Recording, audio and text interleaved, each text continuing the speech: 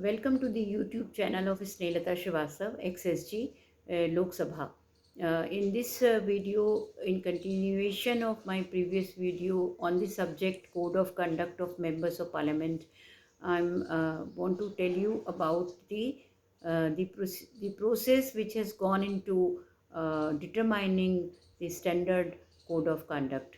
The various aspects of standards code of conduct were gone into detail by the Committee of Privileges, 11th Lok Sabha, in their report on ethics standards in public life, privileges, facility to members, and other related matters. Uh, Also, in a judgment delivered on 29th August 1966, the Madhya Pradesh High Court upheld the expulsion of Yashwant Rao Meghawale and Pandhari Rao Karidatta from the membership of the Madhya Pradesh Legislative Assembly, and observed that since the Legislative Assembly had the power and privilege of expelling a member, resulting in the vacation of his seat, the correctness, legality, or propriety of the two resolutions adopted by the Legislative Assembly on 17th March 1966, expelling the two members, could not be challenged in court of law. Yashwant Rao Meghawale versus Madhya Pradesh Legislative Assembly judgment hai.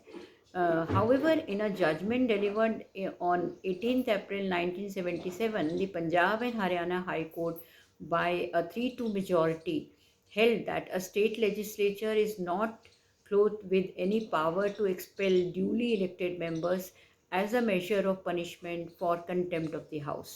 The judgment said that the punishment for contempt of the House was known and well settled as being reprimand, suspension from the House for the duration of the session, fine, and lastly, the keystone in this context being the power to commit the contemptor to prison.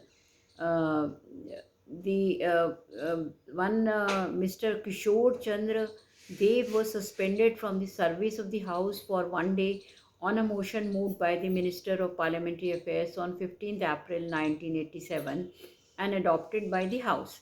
Ajay Vishwas was suspended from the service of the House for the remaining part of the 8th session of 8th Lok Sabha on a motion moved by the Minister of Parliamentary Affairs on 29 July 1987 and adopted by the House.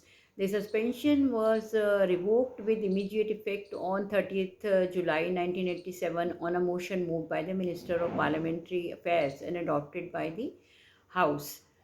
Similarly, Dr. Datta Samant was directed to withdraw from the House on 11th May 1988 for persistently interrupting the proceedings.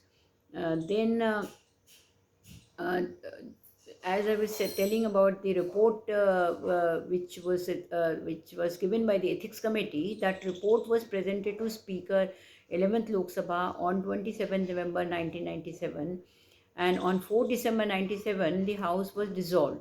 Later, that report was laid on the table of the House by the Secretary General on 28th March 1998 during the 12th Lok Sabha, and while the House is sitting, members are expected to observe certain rules which are technically known as the rules of parliamentary etiquette, and these are based on the rules of procedure and conduct of business in Lok Sabha and the rulings given by the Speaker from time to time. The important rules of parliamentary etiquette, which have to be generally observed by the members in Lok Sabha while in the House sitting, uh, are, I will just list one by one some of them. When the Speaker enters the chamber, members are to stop all conversation, remain in their seats and rise in their places. Members who enter the House at that time are required to stand silently in the passage, filled and wait for the till the Speaker takes the chair. A member is not to read in the house any book, newspaper, or letter except in connection with or necessary for the business of the house. A member is not to interrupt any member who is speaking by disorderly expression, making any sound, making running commentaries, or other interruptions or noises, or any other disorderly manner. Occasional in this regard, occasional interruptions are allowed to clear a point or seek information, to follow the tenor of a speech, or to challenge mildly a statement. By frequent interruptions, which is almost ignored by the chair. Continuous interruption mar the proceedings and dignity of the house as a whole.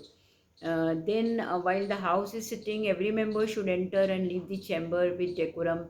A member is to bow to the chair while entering or leaving the chamber, and also when taking or leaving his seat. This respect is for the whole house, not for an individual occupying the chair. A member is not to pass between the chair and any member who is speaking. Who is speaking. Breach of this rule has been strongly taken notice of by the chair. Every member has to resume his seat as soon as the speaker rises to speak or calls out order and addresses the house. Members are not to cross the floor, walk, stand, enter, or leave the chamber when the speaker on his seat. A member addressing the house has to resume his seat when any other member has interposed in the course of the debate to raise a point of order or to offer a personal explanation with the permission of the chair. A member is always to address the chair. The practice of exchanging arguments by members between themselves has been uh, not allowed by the speaker. uh, a member is to keep to his place while addressing the house. Whenever a member not occupying his usual seat rises to ask a supplementary question or to make a speech, the speaker does not call him. However, if a member speaking from his place is inaudible to the reporters or the interpreters, he may be asked to speak from a seat near the microphone. That is, as per the chair's permission. A member is to maintain silence when not speaking to the house. Members should not converse between themselves in the chamber, but if it becomes absolutely necessary, they may do so in a very low voice so as not to disturb the proceedings. Members are also not to talk or crack jokes with each other. A member is not to applaud when a distinguished visitor enters any of the galleries or the special box. This the speaker makes references to the presence of distinguished foreign visitors in the special box of the house. On such occasions, members can cheer those visitors by thumping their desks. No member should speak to the gallery from inside the house, nor should we make any reference or appeal to it.